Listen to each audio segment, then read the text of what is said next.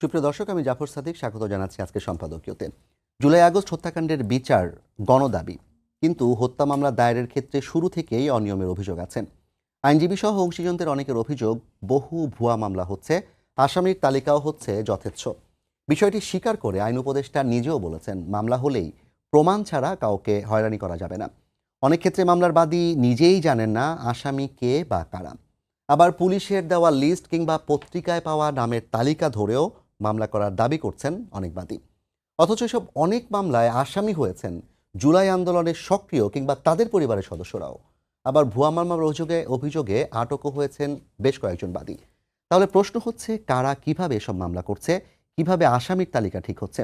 প্রাসঙ্গিক বিষয় নিয়ে আজকে সম্পাদকীয় বাদী জানে না আসামিকে।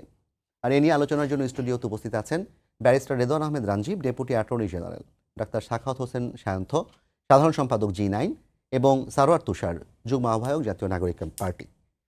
দর্শক, আপনারাও এই আলোচনায় অংশ নিতে পারেন। এই জন্য আপনাদের ফোন করতে হবে টেলিভিশনে দেখানো নম্বর, এছাড়া ফেসবুকের মাধ্যমে আপনাদের মন্তব্য পাঠাতে পারেন। আলোচনা শুরুতেই জানিয়ে দেবো এখনকার প্রধান শিরোনামগুলো। অপকর্মের জন্য নির্বাচনে দেরি কিংবা না হওয়ার পক্ষে কিছু মানুষ, মেনে নেবে না বিএনপি, হুঁশিয়ারি মির্জা ফখরুলের। ডিসেম্বরের মধ্যে ভোট চায় জামায়াত, বললেন আমি।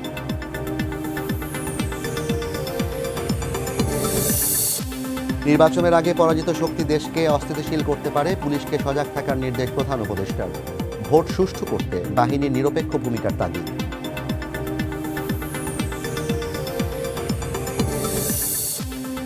লন্ডন থেকে বেগম জিয়াকে দেশে ফেরাতে প্রস্তুত করা হচ্ছে এয়ার অ্যাম্বুলেন্স, জানালেন পররাষ্ট্র উপদেষ্টা। চিকিৎসা শেষে আসতে পারেন মের প্রথম সপ্তাহে।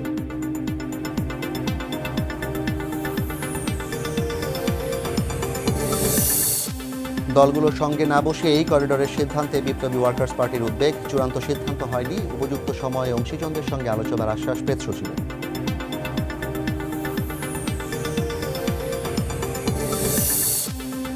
এবং IMF এর কাছে $120 কোটি বাজেট সহায়তা চেয়েছে বাংলাদেশ। চতুর্থ পঞ্চম কিস্তি একসঙ্গে ছাড়ের আশা অর্থ উপদেষ্টার। শুল্ক ইস্যুতে চলছে নানা আলোচনা।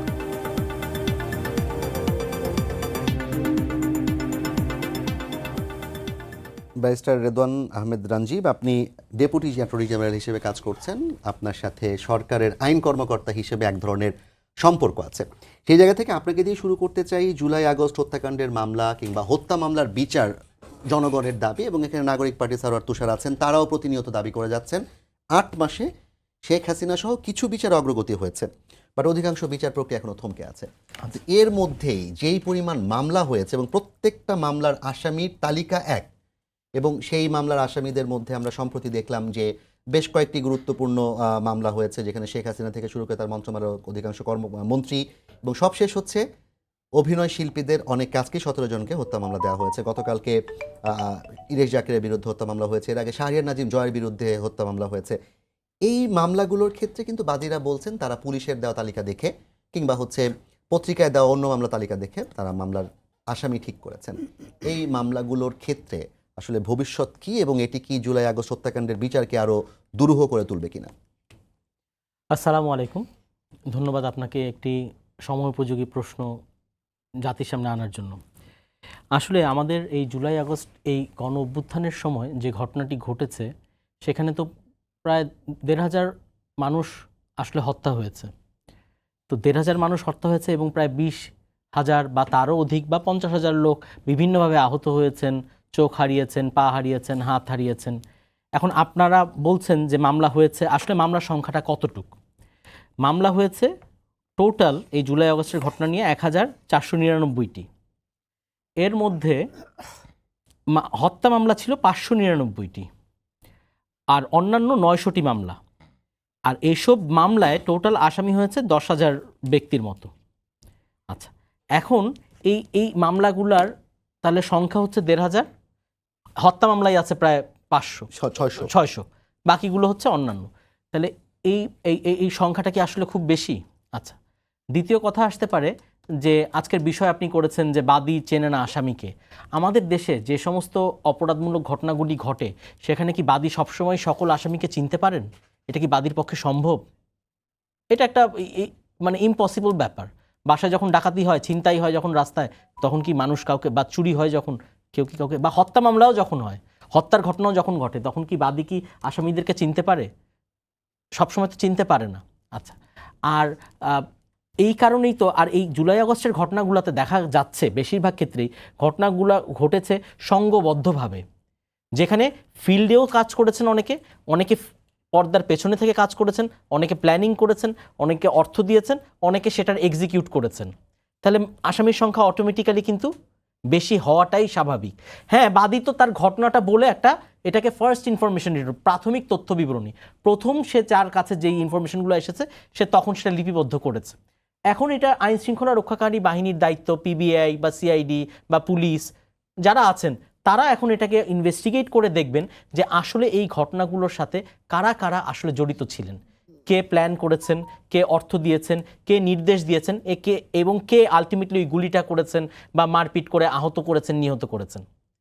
এই যে এই ইনভেস্টিগেশনগুলো, হ্যাঁ আসামি বেশি হলে তখন দেখা যাবে যে সাক্ষীর সংখ্যা বাড়বে এবং তখন দেখা যাবে যে এই ইনভেস্টিগেশন প্রক্রিয়াটাও একটু দীর্ঘ হবে, কারণ আসামি যখন বেশি হবে তখন ওই ঘটনাগুলোতে প্রত্যেককেই দেখা যাবে কি তার ভেরিফিকেশনটা করতে হবে পুলিশকে, সেটাতে একটা সময়ক্ষেপণ ঘটতে পারে। কিন্তু ওই যে আমরা তো জানি যে কোনোভাবেই মানে একজন অপরাধীকে ছেড়ে দেওয়া যাবে কিন্তু নিরপরাধ লোককে কিন্তু শাস্তি দেওয়া যাবে না। সেজন্য তদন্তটি হতে হবে নিরপেক্ষভাবে এবং বিচার প্রক্রিয়াটাও হতে হবে নিরপেক্ষ এবং স্বাধীনভাবে। কিন্তু এর মানেই এই নয় যে এখানে মানে এই মামলাগুলা ভুয়া বা মিথ্যা, তা কিন্তু ঘটনাটা না। হয়তো কিছু ক্ষেত্রে কিছু ঘটনা এরকম বিচ্ছিন্নভাবে আসতে পারে, কিন্তু যেমন প্রথম আলো একটা রিপোর্ট করেছে 3 দিন আগে মনে হয় যে 40টা মামলা নিয়ে তারা একটা স্টাডি করেছে, সেখানে তারা কিছু ঘটনা তুলে এনেছে, কিন্তু 40টা মামলা হচ্ছে 1500 মামলার মধ্যে 40টা মামলা। আর বললাম তো এইটাতে তো আসলে মূল ব্যাপারটা যে কোনো জরিপের ক্ষেত্রে তো পার্সেন্টেজটা গুরুত্বপূর্ণ। আমি সেটাই বলছি, আসছি। প্রশ্নটা হচ্ছে গিয়ে যে ওই দেখা যাবে যে আপনি ওইরকম 40টা মামলায় পিক করেছেন যেগুলোতে কোনো না কোনো এরকম একটা সমস্যা আছে বা সন্দেহ আছে। আপনি তাহলে প্রথম আলোকে প্রশ্ন করতে হবে, কিন্তু কোন ধরনের রিপোর্ট কিংবা জরিপ করার সময় কিন্তু না, তারা জরিপ করেনি, স্যাম্পলিংটা র্যান্ডমলি করা হয়। তারা জরিপ করেনি, তারা একটা প্রতিবেদন দাখিল করেছে। আচ্ছা, এখানে আরেকটা ব্যাপার কি, আমাদের মানুষের যে মানে নীতি নৈতিকতা, নীতিবোধ, সেটা এই 17 বছরে অনেকটাই ধ্বংস হয়ে গেছে। মরালিটি ইথিক্স বলে আমাদের ভিতরে এখন আর কিছু নাই, আমাদের লজ্জা শরম সব কিছু চলে গেছে। এগুলাকে এখন এই তরুণ সমাজরা এবং সাধারণ মানুষরা মিলে যেভাবে ডাক দিয়েছে সেটাকে তৈরি করতে হবে। এখানে আসলে আমি লাস্ট কথাটা বলে শেষ করি, আপনি এখানে মানুষকে দোষ দিতে পারেন কিন্তু সিস্টেমকে কি দোষ দিবেন? তার মানে মানুষ ওই সিস্টেমটাকে অ্যাবিউজ করছে। হয়তো 2-1টা জায়গায় কেউ কাউকে ওই যে মিথ্যা মামলার ভয় দেখিয়ে তাকে আসামি বানিয়ে নিয়ে আসতেছে, তার কাছ থেকে হয়তো কোনো একটা উৎকোচ আদায় করতেছে বা ওখানে বলতেছে, আবার বাদী এসে এফিডেভিট করে বলতেছে। সেই কথাগুলোতে আমি আসবো, ওনারা বলে নেক, আমি তারপর ব্যাখ্যা দিব। অনেক ধন্যবাদ আপনাকে রাঞ্জিব আহমেদ। ডক্টর সাখাওয়াত হোসেন শান্ত, আপনাকে যে বিষয়টা নিয়ে আমি কথা বলতে চাই, এই ধরনের মামলাগুলো খুব গুরুত্বপূর্ণ, কারণ এই মামলার মধ্যে যারা আসামি তাদেরকে জিজ্ঞাসাবাদের মাধ্যমে প্রকৃত আসামিকে হয়তো খুঁজে বের করা সম্ভব। বিশেষ করে আমরা কিন্তু মামলাগুলোর ক্ষেত্রে যেটা এক্সিকিউশনের কথা বললেন রাঞ্জিব ভাই, এক্সিকিউটরদের নাম কিন্তু আমরা আসলে তালিকাতে পাই না, কারণ এক্সিকিউটরকে অনেকেই হয়তো চিনেন না। বাট প্রশ্ন হচ্ছে শাহরিয়ার নাজিম জয়, ইরেশ জাকের কিংবা বাঁধন, এদেরকে হত্যা মামলা কিংবা হত্যা চেষ্টা মামলা দেওয়ার মাধ্যমে কি তাদের এক ধরনের সুযোগ তৈরি করে দেওয়া হচ্ছে যে তারা আসলে জড়িত না এবং অন্য মামলাগুলো ভুয়া, এরকম একটা বলার? জি, আপনাকে ধন্যবাদ এবং দুজন আলোচক যারা আছেন এবং যারা শুনছেন সবার জন্য শুভেচ্ছা রইল। আসলে এই মুহূর্তে এই ভুয়া মামলা বলেন বা অন্যায্য মামলা, অন্যায় মামলা যা বলেন, এটা নিয়ে যে আলোচনা, এটা একেবারেই নন ইস্যুকে ইস্যু করার একটা পায়তারা ছাড়া কিছু নয়। কিন্তু যখন আইন উপদেষ্টা কথা আমি বলেন, বলছি, আমাকে শেষ করতে দেন। সংস্কৃতি উপদেষ্টা কথা বলেন, আমি জানি সেই উপদেষ্টাদের আপনারা প্রশ্ন করে বলান, বিরক্ত করে। কারণ কিছু কিছু সাংবাদিক, কিছু কিছু সংবাদ মাধ্যমের তাদের বিশেষ এজেন্ডা নিয়ে এটা তারা আনে। যেই সংবাদ মাধ্যমগুলো বা যেই সাংবাদিকরা আজকে এই প্রশ্ন করছেন, তারা প্যারালাল করবার চেষ্টা করছেন এইভাবে যে আওয়ামী লীগ আমলে ভুয়া মামলা হতো, এখনও ভুয়া মামলা হয়, তাহলে ওই যে এক বিশেষ শ্রেণী, আমরা কি এই স্বাধীনতা চেয়েছিলাম, ওই রকম প্যারালাল একটা করার জন্য, আওয়ামী লীগের শাস্তিকে লঘু করবার জন্য এই বিষয়টাকে সামনে আনে। আমি ব্যক্তিগতভাবে মনে করি যেটা ভুয়া মামলা হচ্ছে, অন্যায় হচ্ছে, এটা একেবারেই অনাকাঙ্ক্ষিত। কিন্তু আপনি হঠাৎ বাংলাদেশকে ফেরেস্তার দেশ মনে করছেন কেন? এই যে আজকে প্রথম আলোর প্রসঙ্গ তুললেন না, এই প্রথম আলোয় 2018 সালের সেপ্টেম্বরে এক ভয়ঙ্কর সেপ্টেম্বর শিরোনামে এক রিপোর্ট করেছিল। সেখানে বলছিল এক মাসেই 578টি নাশকতার মামলা, পুলিশের ওপর 90টি মামলার তথ্য। এত সন্ত্রাস, তবু নগর ছিল শান্ত, জীবনযাত্রা ছিল একদম স্বাভাবিক। বিএনপির নেতাকর্মীরা আসামিদের ধরতে বিশেষ অভিযান। এই যে কথাটা, যে এক মাসে শুধু ঢাকা শহরে নাশকতার অভিযোগে পুলিশ বাদী হয়ে 578টা মামলা করেছিল বিএনপি জামায়াতের নেতাকর্মীদের বিরুদ্ধে, এগুলো তো সরকারি ভুয়া মামলা।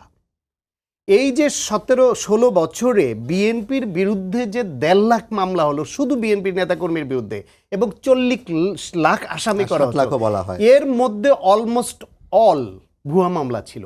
এখন এরকম জামায়াতের বিরুদ্ধে তো বেসুমার মামলা, ভুয়া মামলা। সাধারণ মানুষের বিরুদ্ধে যাকেই আপনি মনে করেন আপনি এই ফ্যাসিবাদের জন্য থ্রেট মনে করেছে, তাকেই মামলার জালে ফাঁসিয়েছে। না, যে সাংবাদিকদের কথা বললেন, সাংবাদিকদের বিরুদ্ধে সব এখন মামলা আমি হয়েছে। বলছি এই মামলাগুলো যে এক সময় তুলে ধরা হতো, কিন্তু যারা আওয়ামী লীগের এই যে অপকর্মকে লঘু করে দেখিয়ে বর্তমান সরকারকেও তাদের মতোই চলছে বলতে চায়, তাদেরকে তো আগে ভাবার দরকার যে আগে সরকারের নির্দেশে পুলিশ এই মামলা দিত। এখন কি পুলিশ ভুয়া মামলা দিচ্ছে? না তো। এখন মানুষ দিচ্ছে, সাধারণ মানুষ। এখন সাধারণ মানুষ যারা 16 বছর ধরে নানান নিপীড়নের শিকার, হামলা, গুম, নিপীড়ন, নানানভাবে অপদস্থ হওয়া, বাড়ি থেকে উচ্ছেদ করা, জমি দখল করা, দোকান দখল করা, তার রুটি রুজির পথ বন্ধ করা, তার রাজনৈতিক কর্মসূচিতে যাওয়ার অপরাধে তার স্বাভাবিক জীবনযাপন ব্যাহত করা, এইসব অসংখ্য অপরাধ 16 বছর করার পরে সর্বশেষ একটা গণহত্যা চালিয়ে গুলি চালিয়েছে। সুতরাং এইসব সাধারণ মানুষের মধ্যে যে রাগ ক্ষোভ, সেই রাগ ক্ষোভের বহিঃপ্রকাশ হিসেবে আগে দেশে ভুয়া মামলার চল ছিল, তার ধারাবাহিকতায় কিছু মামলায় এরকম ভুয়া আসামি ঢুকে যেতে পারা অস্বাভাবিক না, সেটা অন্যায় হচ্ছে। এবং অবশ্যই সেটা যখন পুলিশ তদন্ত করবে তখন বেরিয়ে আসবে সত্যিকার অপরাধী কারা এবং কারাদেরকে বিনা দোষে আসামি করা হয়েছে তারা বাদ যাবে।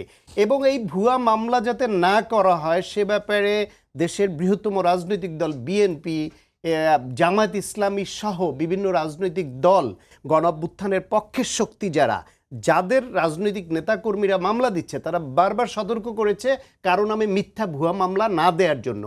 প্রশাসন থেকে আপনার এই যে একটা মামলা নিয়ে গেলে থানায়, তার যে একটা যাচাই বাছাই করে প্রাথমিক তদন্ত করে যে মামলা নেওয়ার যে বিষয়, হঠাৎ করে এই গণহত্যার পরে যে শত শত মামলার যে ভিড়, সেই সময় পুলিশের মধ্যে অনেকে পলাতক, অনেকে তাদের কার্যক্রমে শিথিল, অনেকে কোনো রকম চাকরি বাঁচানোর জন্য অফিসে আসার একটা বিশেষ মুহূর্ত পার করছে। সেই অবস্থায় এই পুলিশের পক্ষ সম্ভব ছিল না যে এটা যাচাই বাছাই করে সত্যিকার অর্থে এরা অপরাধ করেছে কিনা প্রাথমিক তদন্ত একটা করে তারপরে মামলা এজাহারভুক্ত করা। সেই পরিবেশ এটা ছিল না। একটা বিশেষ মুহূর্তের সময়কে দিয়ে আপনি কিছু ভুয়া আসামি এরকম করছে। কিন্তু এটাও সত্য, আমি মনে করি যে যাদেরকে আসামি করা হচ্ছে এরা কেউই দুধে ধোয়া তুলসী পাতা না। 16 বছরে তাদের নানান অপকর্মের ফিরিস্তি আমরা জানি। আমার কথা হচ্ছে সত্যিকার যেই অপরাধ যে করেছে সেই অপরাধে তার বিরুদ্ধে মামলা হইলেই এই ফ্যাসিবাদ এবং তাদের দোসররা কেউ মামলার বাইরে থাকে না।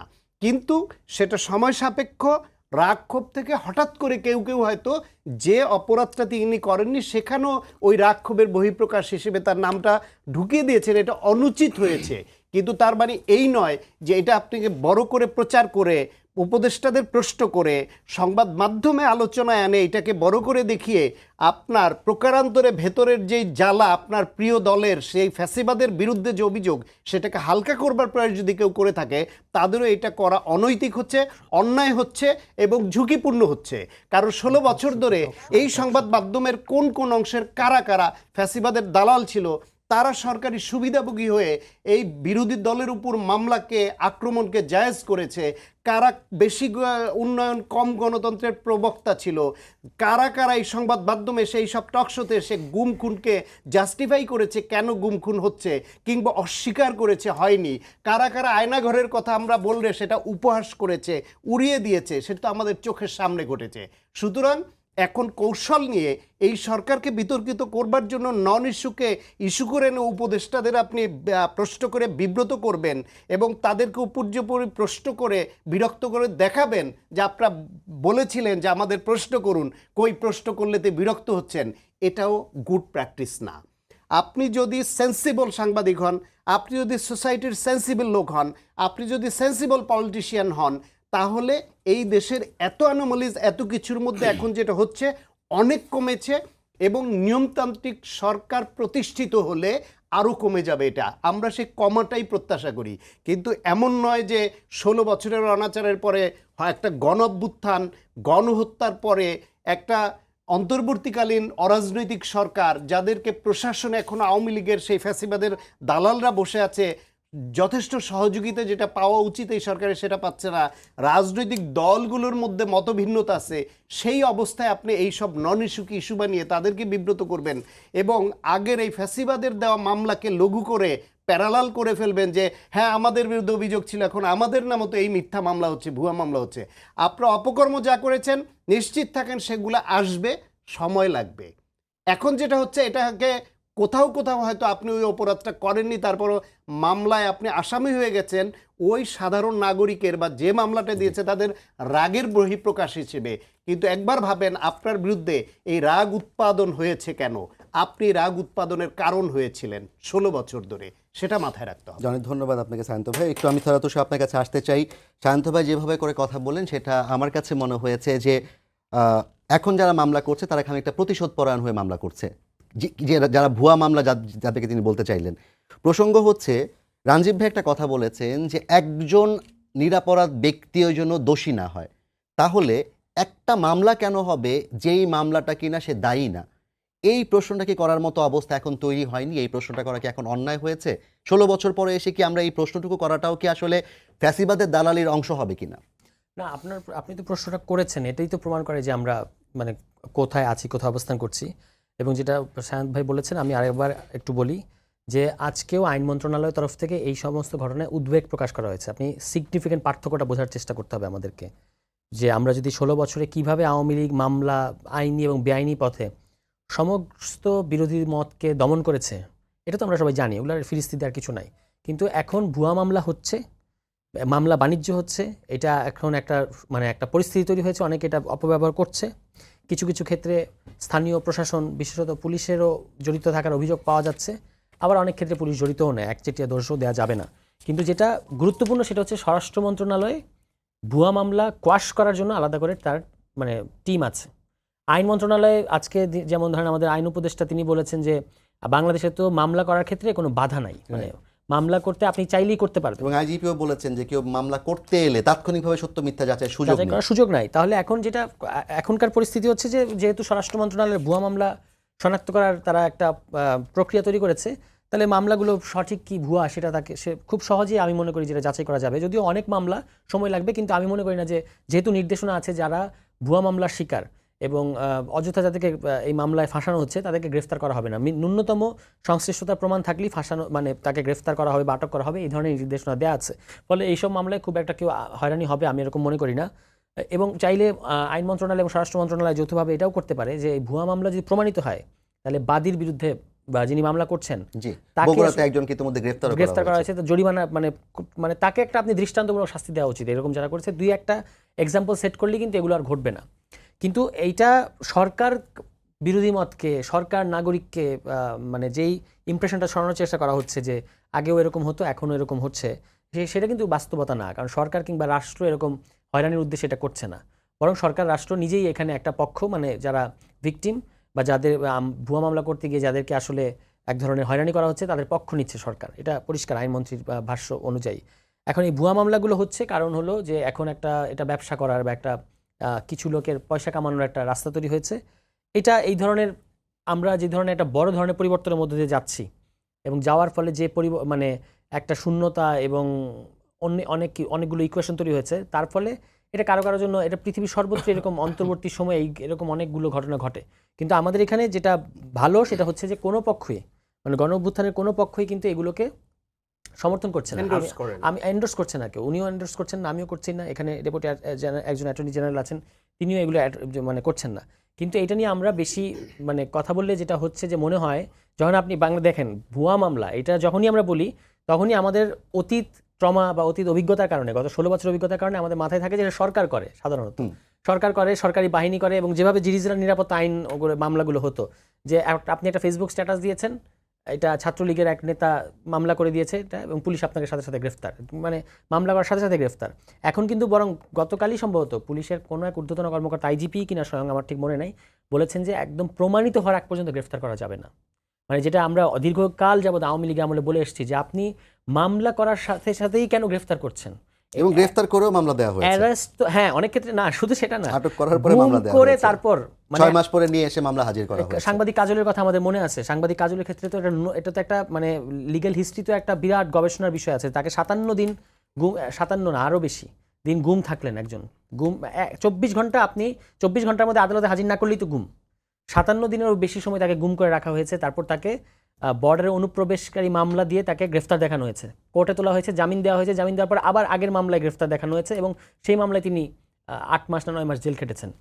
আইন বেআইন সব মিলে এমন একটা পরিস্থিতি, মানে পুরো লিগ্যাল অ্যাপারেটাসটা এবং অন্যান্য বল প্রয়োগের অ্যাপারেটাস ব্যবহার করা হয়েছে বিরোধী মত দমন করার জন্য। এবং ওনার অপরাধ কী ছিল, উনি একটা মানে একজন এমপির বিরুদ্ধে নিউজ করেছিলেন। তাহলে সেই পরিস্থিতির তুলনায় আমরা এখন তো অন্য জায়গায় আছি। এখন আমরা যেটা আওয়ামী লীগ আমলে বলতাম যে arrest will be the last resort, মানে আপনি শেষ, যদি এমন কোনো বিশেষ মামলার ক্ষেত্রে এমন আপনার মনে করার কারণ থাকে যে তাকে গ্রেফতার না করলে মামলা প্রক্রিয়াটা প্রভাবিত হবে, সেই ক্ষেত্রে আপনি তাকে মামলা করার সাথে সাথে গ্রেফতার করতে পারেন। অন্যান্য সকল ক্ষেত্রে কিন্তু অভিযোগ প্রাইমারিলি প্রমাণিত হওয়ার পরে গ্রেফতার করতে হবে, এটাই নিয়ম। এখানে অ্যাটর্নি জেনারেল সাহেব আছেন, ডেপুটি অ্যাটর্নি জেনারেল সাহেব, তিনি বলবেন আমি ভুল বললে। এখন কিন্তু আমি দেখতে পাচ্ছি যে পুলিশের তরফ, মানে ঊর্ধ্বতন তরফ থেকে, মন্ত্রণালয়ের তরফ থেকে এই কথাগুলি বলা হচ্ছে। ফলে আমরা যে সংস্কারের কথা বলি, বাংলাদেশকে একটা রাষ্ট্রকে একটা নিরপেক্ষ জায়গায় এবং জাস্টিস ডেলিভারিং একটা জায়গায় দেখতে চাই, সেই কথাগুলো কিন্তু অল্প বিস্তর হলেও আসছে, এবং এটা ভীষণ মানে গত 16 বছরের হিস্ট্রির সাথে তুলনা করলে একটা ভীষণ আশাপ্রদ জায়গায় আমরা আছি। মামলা যারা করছে তাদেরকে আসলে শাস্তির আওতায় আনতে হবে, এটা শনাক্ত করা সম্ভব যেগুলো ভুয়া মামলা দেওয়া হয়েছে। আর আমি জানি না আরও মানে প্রাথমিকভাবে আপনি যদিও বললেন যে পুলিশের কাছে আসলে ওইটা প্রাথমিকভাবে সত্য মিথ্যা যাচাই করার মতো থাকে না, এটা আইজিবি বলেছেন, কিন্তু আমি মনে করি পুলিশের এটা থাকা উচিত। মানে শুরুতেই একটা মানে মামলাটা নেওয়ার আগে যে এইটা মানে পুলিশের ওই অভিজ্ঞতা আছে মাঠ পর্যায়ে, আমার মনে হয় যে এই মামলাটার পেছনে আসলে কি উদ্দেশ্য আছে, পুলিশ যদি চায়, যদি তার কাছে কিংবা আদালতে প্রথম দফাতে এটা মানে বুঝতে পারা উচিত যে এই মামলাটা আসলে ফ্যাক্ট, এটার মধ্যে কোনো বস্তুনিষ্ঠতা আছে নাকি এটা হয়রানি করার জন্য, তো প্রথম দফাতে এগুলো আসলে কোয়াশ করে দেওয়া উচিত যদি সেটা সম্ভব হয়। এই জিনিসগুলোতে গেলে দেখবেন আর এই ভুয়া মামলায় আর দুই একটা দৃষ্টান্ত যেটা কথা আমি বললাম, এটা করলেই এই মামলাগুলো আর হবে না। জি, অনেক ধন্যবাদ তুষার আপনাকে।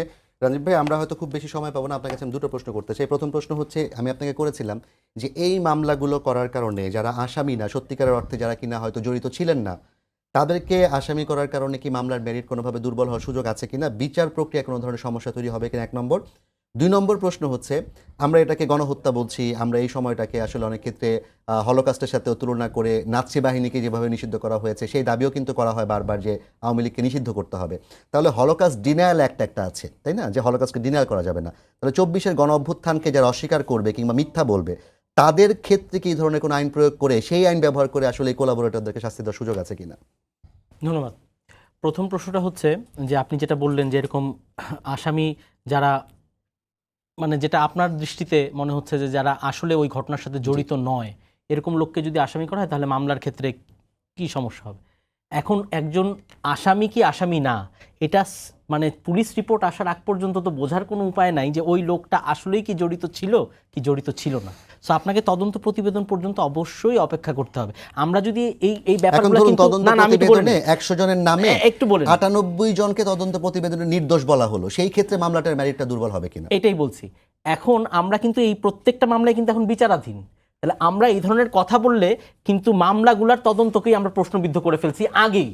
মানে মামলার তদন্ত প্রক্রিয়া থাকা অবস্থাতেই আমরা আগে থেকেই বলতেছি এই আসামি ঠিক না, এই আসামি ঠিক না, তাহলে পুলিশই বা কিভাবে নিরপেক্ষভাবে তদন্ত কার্যক্রমটা পরিচালনা করবে, সেটাও তো একটা বড় প্রশ্ন হয়ে দাঁড়ায়। এই বাদীরা যে মামলাটা করেছেন তারা আমাকে, আমি তো দেখালাম যে আচ্ছা আমরা তো আইনের লোক না, আমাকে একটা জিনিস বলেন, যেমন শাহরিয়ার নাজিম জয় অথবা ইরেশ জাকের, তাকে যদি হত্যা মামলা দেয়া হয়, এখন সেই দিনটাতে সেই জায়গায় সে উপস্থিত না থাকলে সেটা প্রমাণিত আমাদের কাছে, না না সেটা আপনার কাছে প্রমাণিত হলে হবে না, তো এটা তো আইনগতভাবে প্রমাণিত হতে হবে। উনি ওই সময় কি আসলেই কোনোভাবে নির্দেশ দিয়েছেন কিনা, ফোনে কার সাথে কথা বলেছেন, ফোনটা কোথায় ছিল, উনি কোথায় ছিলেন, আমি ওনাকে বলতে চাচ্ছি, আমি এই স্পেসিফিক ওনার ক্ষেত্রে বলছি না, আমি সাধারণভাবে বলছি। আমি এখানে XYZ কোনো ব্যক্তিকে, আপনি যখন একটা ব্যক্তিকে আলাদা করে ফেলবেন তাহলে তো আপনি ডিসক্রিমিনেট করছেন, আপনি তো ক্লাস ডিভাইড করছেন যে ও শাহরিয়ার নাজিম যায় উনি আমার পরিচিত, না আমি ফেরেশতা ভাবছি না, কিন্তু হত্যা মামলা যখন দেয়া হয়, হত্যা মামলার ক্ষেত্রে কি মানে আদেশ দেওয়ার ক্ষেত্রেও আসলে এই সে জন্যই জড়িত আমি হবে বলছি, এরকম না, জানতে এই- চাচ্ছি না, এবং না, মানুষকে এই একটু জন্যই- জানাবেন এই জন্যই আমি জানাতে চাচ্ছি এই সমস্ত কারণেই তো সরকার, যেটি ওই ভাই বললেন যে পরিপত্রগুলো জারি করছে কেন, সরকার তো আরো 7 মাস আগেই বলেছে যে মামলা মানেই গ্রেফতার নয়। অযথা তো কাউকে এরকম হয়, এরকম অনেক লোক আছে, আওয়ামী লীগের লোক একদম বড় বড় নেতা, তারা এখনো কিন্তু বিভিন্ন বাসায় আছেন, সুস্থভাবে আছেন, আরামে আছেন, মারামারি করছেন পুলিশও বিভিন্ন জানে। জেলায়। না না, পুলিশও জানে, কিন্তু গ্রেফতার হচ্ছেন না। তো মামলা মানেই গ্রেফতার নয়, কারণ দেখা যাচ্ছে তার বিরুদ্ধে হয়তো সুনির্দিষ্ট, এটা তো বাস্তবতা। তারপর আবার এই যে 14 অক্টোবর, এই অক্টোবর মাসেও আপনার পরিপত্র দিয়ে সরকার থেকেই বলা হয়েছে যে এমনভাবে যদি মিথ্যা মামলার দেখা যায় যে কেউ করেছে, তার বিরুদ্ধে যাতে ব্যবস্থা নেওয়া হয়। এবং এটা তো আমাদের সিআরপিসি পেনাল কোডেই আছে যে যদি আলটিমেটলি মামলার ট্রায়ালের পরে দেখা যায় যে বাদী যেই অভিযোগটি এনেছে, যেটা আপনি বললেন যে এরকম যদি প্রমাণিত হয় যে ওই বাদী মিথ্যা কথা বলেছেন, তার বিরুদ্ধে শাস্তির বিধান রয়েছে। সো আমাদেরকে তো একটু ওয়েট করতে হবে। একটা দেশ পুরো ধ্বংস হয়ে গেছে 17 বছরে, সেখান থেকে বিচার ব্যবস্থা থেকে শুরু করে তদন্তকারী সংস্থা সবাই এখন দাঁড়াচ্ছে, আপনি তাদেরকে তো সময় দিতে হবে।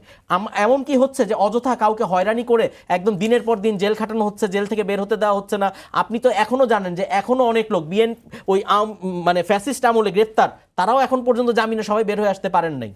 এরকমও তো ঘটনা আছে। তো এই 17 বছরে তাদেরকে ইচ্ছাকৃতভাবে জোরপূর্বকভাবে জেলখানায় রেখে দেওয়া হয়েছে, একটার পর একটা মামলা দিয়ে, হয়তো জামিন হয়েছে 10টা মামলায়, আরেকটা জেলখানায় থাকা অবস্থায় 11টা মামলা দেওয়া হয়েছে। তো এখন তো বিচার বিভাগ স্বাধীন, এবং বিচার বিভাগ খুব সুন্দরভাবে দেখা যাচ্ছে যে অনেক লোক যাদের সংশ্লিষ্টতা পাওয়া যাচ্ছে না তাদেরকে জামিনও দিচ্ছেন। আপনি খবর নিয়ে দেখেন যে কত লোক জামিনে মুক্তি আছে, সেটার খবরটা নিয়ে দেখেন, তাহলে সেটা ইউ ক্যান কম্পেয়ার।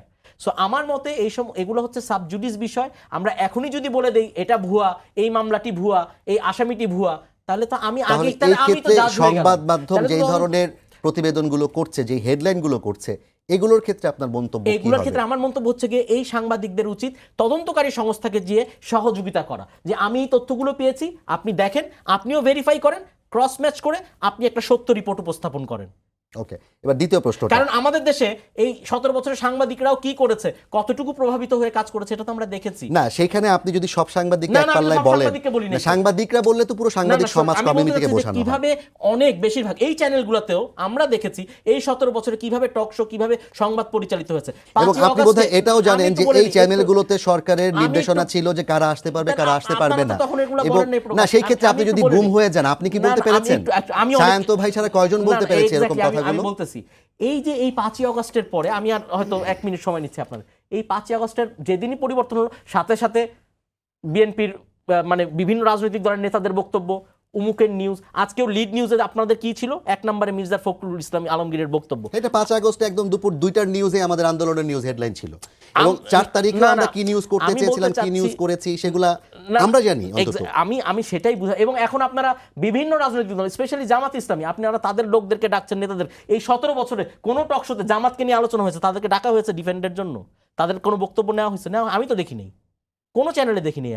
আমি তখন চিন্তা করতাম যে এগুলি কি চলতেছে এই দেশে। কিন্তু এই চ্যানেলগুলো ডাকার পর, সেগুলো বন্ধ হয়ে যাওয়ার পর, সেগুলো চালু করার ক্ষেত্রে যারা এখন কথা বলছেন, আপনি সহ আমি সহ, আমরা কি কতটুকু কাজ করতে পেরেছি? আমরা এই জন্যই আমাদেরকে এবং অপেক্ষা, বন্ধ হয়ে যাওয়া চ্যানেলগুলো এখন পর্যন্ত উন্মুক্ত করার ক্ষেত্রে আমরা কি করছি? না না, এটার জন্য তো ওই যে বললাম, একটা দেশ তো ভেঙে গিয়েছে, একটা ভূমিকম্পের পর ওই দেশটাকে আবার গড়ে তুলতে তো সময় দিতে হবে আপনাকে। এখানে আমরা প্রত্যেকটা সেক্টরে দেখা যাচ্ছে ওই যে ঐক্যমত্য কমিশন হয়েছে, সংস্কারের প্রস্তাবগুলো এসেছে, সবগুলো এখন কাজ হবে, একটা চার্টার হবে। তো অনেক আমাদেরকে ধন্যবাদ, সময় দিতে হবে, রাজীব ভাই, সময় দিলে আপনার- ইনশাআল্লাহ। তবে আমি একটা অনুরোধ করব যে সাবজুডিস ম্যাটার নিয়ে, তদন্তনাধীন বিষয় নিয়ে আগেই আমরা যদি বলি ভুয়া কিভাবে, আরেকটা ইম্পর্টেন্ট কোয়েশ্চেন, যে ওই যে আমি লাস্ট 10 সেকেন্ড নিব, যে বাদী চেনে না আসামিকে, আর এই কারণেই, এবং বাদী অনেকের সাথে একটা হলফনামা দিয়ে বলতেছে যে আমি ভুলে মামলাটা করেছি। অনেক ক্ষেত্রেই দেখা গেছে খুব সামান্য 2-1টা ঘটনায়, একই ঘটনায় 2টো মামলা হয়েছে, এবং সেখানে কিন্তু আদালতও পুলিশকে বলেছে যে আপনারা ভেরিফাই করেন, যেই ঘটনাটা সত্য সেই মামলাটা রাখেন, আরেকটা ফেলে দেন। এটা তো এই দেশে হচ্ছে, আপনাকে একটু ধৈর্য ধরতে হবে। ইনশাল্লাহ ধৈর্যে আমরা সবাই ভালো ফলাফল পাবো। অনেক ধন্যবাদ। আমি দ্বিতীয় প্রশ্নটা শান্ত ভাই আপনাকেই করতে চাই। এই যে যারা কিনা বিভিন্ন ধরনের কোলাবোরেট করেছে কিংবা সহায়তা করেছে, আশীর্বাদ পুষ্ট ছিল, সুযোগ সুবিধা নিয়েছে, তাদের বিরুদ্ধে হত্যা চেষ্টা কিংবা হত্যা মামলা না দিয়ে ওই নির্দিষ্ট যে অভিযোগ, সেই অভিযোগে মামলা দেওয়ার সুযোগ আছে কিনা, হলোকাস্ট ডিনায়াল অ্যাক্টের মতো জুলাই ডিনায়াল অ্যাক্ট করার কোনো সুযোগ আছে কিনা কিংবা করা প্রয়োজন কিনা? হ্যাঁ, শোনেন, আমার আগের পর্বে যে কথাগুলো বলেছি সেটা হলো একটা, আমার কাছে মনে হয়েছে যে একটা ইল মোটিভ বা ইন্টেনশন থেকে এই বিষয়গুলোকে সামনে আনা হচ্ছে, ভুয়া মামলার ইস্যুটা, যেটা যত বড় নয় তত বড় করা হয়েছে, সেজন্য আমি ওই কথাগুলো বলেছি। তো আমি নিজেও এটা মনে করি যে আমরা তো একটা পরিবর্তন চাই। 16 বছর ধরে যে আমি গুমের বিরুদ্ধে কথা বলেছি, 16 বছর ধরে হামলা মামলা নিপীড়নের বিরুদ্ধে, এই যে পলিটিক্যাল অ্যাক্টিভিটিস করতে গেলে তার বিরুদ্ধে নিপীড়ন, তার বিরুদ্ধে ভুয়া মামলার বিরুদ্ধে কথা বলেছি, ভোটের অধিকারের পক্ষে কথা বলেছি, মানবাধিকারের পক্ষে কথা বলেছি। সেই আমি এখন তো অসঙ্গত হবে যদি আমি আবার মানবাধিকারের হরণকে আবার জাস্টিফাই করতে যাই।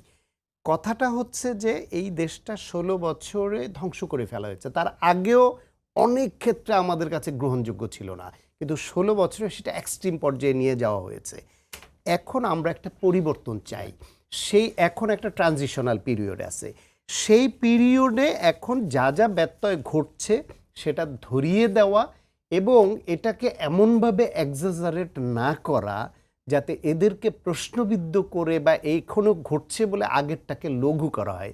এই ইন্টেনশনটা যখন আমরা দেখি কারো কারো মধ্যে, তখন বিরক্ত বোধ করি। আগে থেকেই যারা এটার বিরোধিতা করেছে তারা এখন যদি এর বিরোধিতা করে, আই উইল নট মাইন্ড। কিন্তু আগে যারা এইসব গুণ খুন হত্যা, এইসব দলীয়করণ, দালালি, দলবাজ সব কিছুকে আপনি জাস্টিফাই করেছে যারা, তারা এখন যখন এই প্রশ্নটা করছে তখন বোঝা যায় এটা বিশেষ ধান্দা নিয়ে করছে, তখন আমাদের বিরক্ত লাগে। সেই জন্য কথাগুলো বলছি। কিন্তু একজন নিরপরাধ মানুষকেও অপরাধী বানানোটা কোনোভাবেই কাম্য না। এবং আমি বলছি গত 16 বছরে আপনি প্রত্যেকটা লেয়ারে লেয়ারে খুঁজে দেখবেন, হয় কেউ অবৈধভাবে টাকার মালিক হয়েছে, টাকা পাচার করেছে, প্রভাব বিস্তার করে ব্যবসাটা নিয়েছে অন্যকে বঞ্চিত করে, অথবা রাজনৈতিক প্রভাব বিস্তার করে অন্যকে উচ্ছেদ করেছে, ব্যবসা রুটি রোজগারের পথ বন্ধ করেছে, অন্যায়ভাবে মামলা দিয়ে তাকে সাপ্রেস করেছে, প্রতিষ্ঠান দখল করেছে, কাউকে বাধ্য করেছে অন্যায় করতে, ঘুষ খেয়েছে, নির্বাচনে রাতের বেলা ভোটে সহায়তা করেছে, নানান অপরাধ করেছে।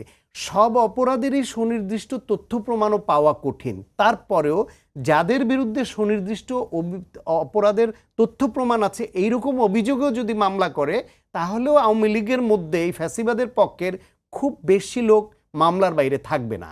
এখন সেই জন্য পরিশ্রম দরকার। আমার মতে প্রত্যেকটা রাজনৈতিক দলের উচিত ছিল সেল করা, এবং সেই সেল ওয়ার্ড লেভেল পর্যন্ত তারা ওইখানকার কারা কারা এই অপকর্মে যুক্ত সে বিষয়ে সুনির্দিষ্ট তথ্য প্রমাণ সহ ওই সেল জমা দিবে।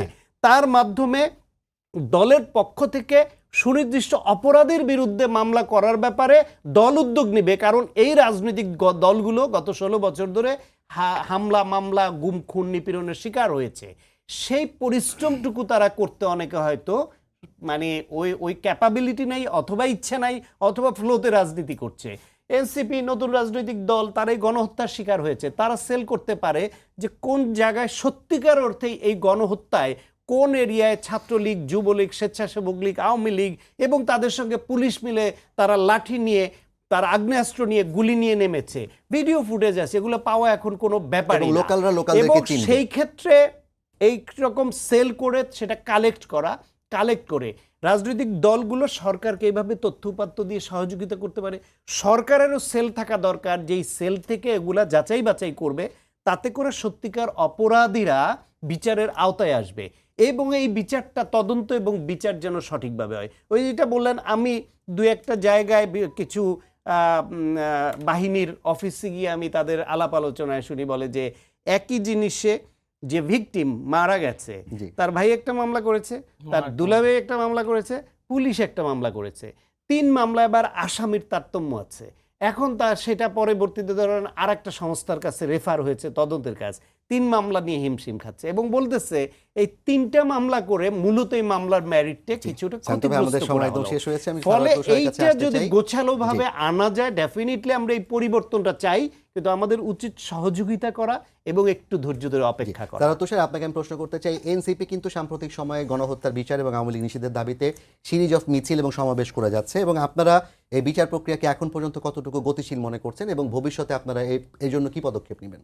মানে যথেষ্ট গতিশীল না, কিন্তু আবার কেন গতিশীল না সেটাও বাস্তবতাটাও আমরা জানি, ঠিক আছে। কিন্তু আমরা আরও সময় দেওয়ার পক্ষে, এবং আমরা বলেছি যে এই আগামী ইলেকশনটা তো আপনাকে করতেই হবে, যে টাইম ফ্রেম আমরা বুঝতে পারি। এর আগে আওয়ামী লীগ প্রশ্নে মীমাংসা করতে হবে, খুবই প্র্যাকটিক্যাল কারণে করতে হবে। আমাদের কিন্তু আগামী 2 তারিখে মানে মহানগর পর্যায়ে বড় প্রোগ্রাম আছে এই একই ইস্যুতে। কেন এই আপনি আওয়ামী লীগ প্রশ্নটা যেমন গত কবে আল জাজিরার একটা সাক্ষাৎকারে প্রধান উপদেষ্টা যেটা বলেছেন আমরা খুবই হতবাক হয়েছি যে আওয়ামী লীগকে সিদ্ধান্ত নিতে হবে আওয়ামী লীগ কী করবে। এই ল্যাঙ্গুয়েজ এটা আমরা মানে প্রত্যাশা করি না। কেন? কারণ খুব এথিক্যাল পলিটিক্যাল কারণ বাদ দেন, একদম প্র্যাকটিক্যাল কারণ হচ্ছে যদি আওয়ামী লীগ আগামী ইলেকশনে অংশগ্রহণ করে আওয়ামী লীগ হিসেবে, তাহলে পুলিশ এবং স্থানীয় প্রশাসন আওয়ামী লীগকে প্রোটেক্ট করতে স্পেস দিতে বাধ্য। কারণ আপনি তো সেটা একটা ইলেকশনে করা দল, এবং যদি সে না দেয় সে আসলে বৈশ্বিকভাবে যারা অবজার্ভার আছে ইলেকশনে তাদের কাছে সে বিতর্কিত হবে। তো এখন জনগণের যে ক্ষোভ আছে আওয়ামী লীগের উপরে, এনসিপির যে ক্ষোভ আছে, বিএনপির যে ক্ষোভ আছে, জামাত ইসলামী সহ সাধারণ জনগণের যে ক্ষোভ আওয়ামী লীগের উপর ন্যায্য যে ক্ষোভটা আছে, তো স্বাভাবিকভাবে এখানে তো একটা মানে রক্তারক্তি পরিস্থিতি তৈরি হবে। তখন পুলিশ তো আওয়ামী লীগকে প্রোটেক্ট করা ছাড়া কোনো উপায় থাকবে না। তখন কি আপনি এই পুলিশকে কিছু বলতে পারবেন? মানে তখন তো আমরা বলতে পারবো না যে পুলিশ আওয়ামী লীগকে প্রোটেক্ট করছে যদি ইলেকশনে আসে। আমি সেটার কথা বলছি। এই কারণে আমরা বলেছি যে ইলেকশনের আগে আওয়ামী লীগ প্রশ্নের সেটেল করতে হবে। হ্যাঁ, অন্য যাই হোক আওয়ামী লীগ প্রশ্নে সেটেল না করে আপনি সেই ক্ষেত্রে বিদ্যমান আইনেই সেটি করা সম্ভব নাকি নতুন কোন আইন প্রত্যাশা করছেন? দেখেন, এখানে আইন উপদেষ্টা বলেছেন যে রাজনৈতিক ঐক্যমত্য হলে সবই সম্ভব। আমরা যদি সব রাজনৈতিক দল যদি আমরা এনসিপি আমাদের জায়গা থেকে আমরা অবস্থান পরিষ্কার করছি আওয়ামী লীগ প্রশ্নে। আমরা কি চাই আমরা কিন্তু বলেছি নিবন্ধন বাতিল, বিচার হওয়া পর্যন্ত রাজনৈতিক কর্মকাণ্ড নিষিদ্ধ ইত্যাদি। প্রত্যেক দলকেই তার অবস্থান পরিষ্কার করতে হবে। তাই এটা সিম্পল। এবং শুধু সেটা না, এই যে সংস্কারে জাতীয় ঐক্যমত্য কমিশনের সাথে গিয়ে আমরা বসছি, রাজনৈতিক দলগুলো পরস্পরের সাথে বসতে পারে।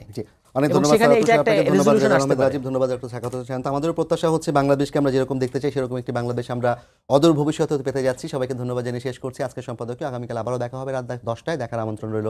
শুভরাত্রি।